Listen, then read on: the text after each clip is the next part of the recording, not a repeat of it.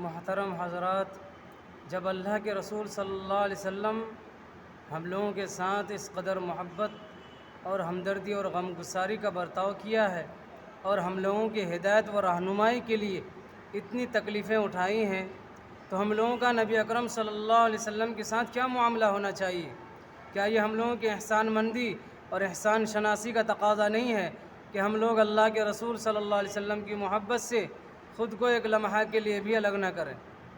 یقیناً ایسا ضرور ہونا چاہیے، یہ فطرت کا تقاضا اور فطرت کی آواز بھی ہے۔ حضرت علی رضی اللہ سے ایک بار کسی نے پوچھا کہ آپ کو حضور صلی اللہ علیہ وسلم سے کتنی محبت تھی؟ فرمایا خدا پاک کی قسم، حضور ہم لوگوں کے نزدیک اپنے مالوں اور اپنی اولادوں اور اپنی ماؤں اور سخت پیاس کی حالت میں ٹھنڈے پانی سے بھی زیادہ عزیز و محبوب تھے۔ حضرت انس رضی اللہ سے روایت ہے کہ رسول اللہ صلی اللہ علیہ وسلم نے فرمایا، لا یؤمن احدکم حتی اکون احب الیہ من والدی وولدہ والناس اجمعین، کہ تم میں سے کوئی اس وقت تک مومن کامل نہیں ہو سکتا جب تک کہ میں اس کے نزدیک اس کے باپ اور بیٹے اور تمام لوگوں سے زیادہ عزیز و محبوب نہ ہوں۔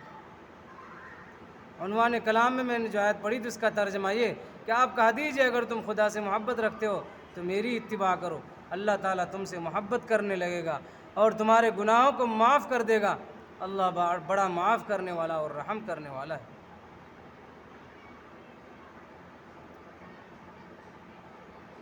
کتابوں کے اندر لیلا اور مجنوں کا واقعہ لکھا ہے کہ جب مجنوں کا عشق لیلا کے ساتھ بام عروج پر پہنچ چکا تو ایک دن مجنوں کا والد مجنوں کو لے کر لیلا کے والد کے پاس گئے اور مجنوں کی شادی کی درخواست کی، تو لیلا کے والد نے کہا کہ اس سے میں اپنی لڑکی کی شادی نہیں کروا سکتا، اس لیے کہ یہ شخص تو دیوانہ اور پاگل ہے۔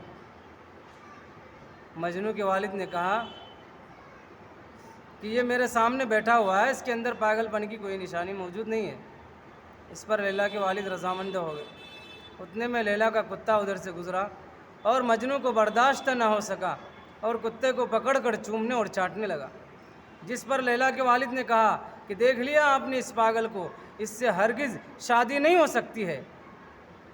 کہنے کا مقصد یہ ہے کہ جب انسان کو کسی سے محبت ہوتی ہے تو اس کی ہر ادا اور ہر چیز سے محبت ہو جاتی ہے، اور اسی طرح کی محبت یہاں بھی مراد ہے۔ اگر کوئی ایسا نہیں تو یقیناً وہ کبھی کامل مومن نہیں ہو سکتا۔ ہزاروں طاعتیں بیکار سجدے رائے گا حامد، بلا عشق نبی ایمان کامل ہو نہیں سکتا۔ لیکن آج ہم لوگ حضور صلی اللہ علیہ وسلم کی بات اور ان کے قول و فعل سے کس قدر لاپرواہی کر رہے ہیں۔ اگر کوئی شخص غور کرے گا تو اس کو نظر آئے گا کہ وہ حضور صلی اللہ علیہ وسلم کے راستہ سے کتنی دور ہٹ چکا ہے۔ حقیقی ایمان تو صحابہ کرام کا تھا، اسی وجہ سے ان لوگوں کا نام زندہ جاوید بن گیا ہے۔ اگر آج اتنی محبت اور اتنا عشق ہمیں رسول سے ہے تو ہم کامل مومن ہیں، اور اگر اس کا جواب نفی میں ہے تو ہم کبھی بھی کامل مومن نہیں ہو سکتے۔ میں آپ کو ایک صحابیہ کا واقعہ سناتا ہوں کہ ان لوگوں کو اپنے رسول سے کتنی محبت اور کتنا عشق تھا۔ واقعہ یہ ہے کہ ایک صحابی جب وہ ایمان سے مشرف ہوئے تو وہ حضور صلی اللہ علیہ وسلم کی خدمت میں حاضر ہوئے۔ وہ صحابی نہایت ہی بدصورت، موٹے موٹے لٹکے ہوئے ہونٹ، بکھڑے ہوئے بال، کوئلے سے بھی زیادہ سیاہ رنگ، کوئی بھی شخص اس کو اپنی دامادی میں لینا گوارا نہیں کرتا تھا۔ الغرض یہ حضور صلی اللہ علیہ وسلم سے کہنے لگا کہ اللہ کے رسول صلی اللہ علیہ وسلم، میں ایمان لے آیا ہوں اور شریعت نے زنا کو حرام قرار دیا ہے، اور کوئی بھی شخص مجھے اپنی دامادی میں لینا گوارا نہیں کرتا ہے، اگر آپ چاہیں تو میری شادی ہو سکتی ہے۔ حضور صلی اللہ علیہ وسلم نے فرمایا کہ جب تم اپنی شادی کو میرے سپرد کرتے ہو تو جاؤ مدینہ کے فلاں رئیس سے کہہ دو کہ وہ اپنی کنواری اور خوبصورت لڑکی کی شادی تیرے ساتھ کر دے۔ وہ شخص خوشی بخوشی وہاں سے پیغام کو لے کر چل دیا۔ وہ صحابی مدینہ کے رئیس کے پاس گئے اور جا کر آواز دی۔ وہ شخص باہر نکلنے لگا، ابھی اس کا ایک قدم گھر کے اندر اور دوسرا قدم گھر کے باہر ہی تھا۔ وہ صحابی کہتا ہے کہ حضور صلی اللہ علیہ وسلم کا پیغام ہے کہ تم اپنی کنواری اور خوبصورت لڑکی کی شادی میرے ساتھ کر دو۔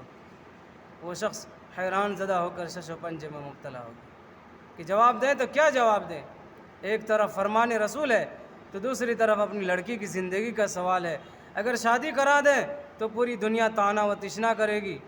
ان کی لڑکی جو اندر سے سارے ماجرا کو دیکھ رہی تھی آگے بڑھی اور کہنے لگی، آپ اس پیغام کو خوشی سے کیوں نہیں قبول کر لیتے؟ یہ تو تاجدار مدینہ اور آقا مدنی کا پیغام ہے غور کر ابا نہ اس کے رنگ کالے کو دیکھو، میں کہتی ہوں کہ اس کے بھیجنے والے کو دیکھو۔ میں نے مانا کہ وہ سیاہ حسن مانند ہیں، اس کے بھیجنے والے تو 14ویں کے چاند ہیں۔ یہ ہے ایمان و یقین اور عشق رسول کہ کوئی تردد کی بات ہی نہیں ہے کہ اس کالے انسان کے ساتھ زندگی کیسے بسر ہوگی۔ فکر ہے تو صرف اس کی کہ اللہ اور اس کے رسول کا حکم بجا لایا جائے، خدا کا محبوب رسول راضی اور خوش رہے، اسی وجہ سے ان لوگوں کا نام زندہ جاوید بن گیا۔ دونوں جہاں کی کامیابی گر تجھے درکار ہے، دونوں جہاں کی کامیابی گر تجھے درکار ہے، ان کا دامن تھام لے جن کا محمد نام ہے، صلی اللہ علیہ وسلم۔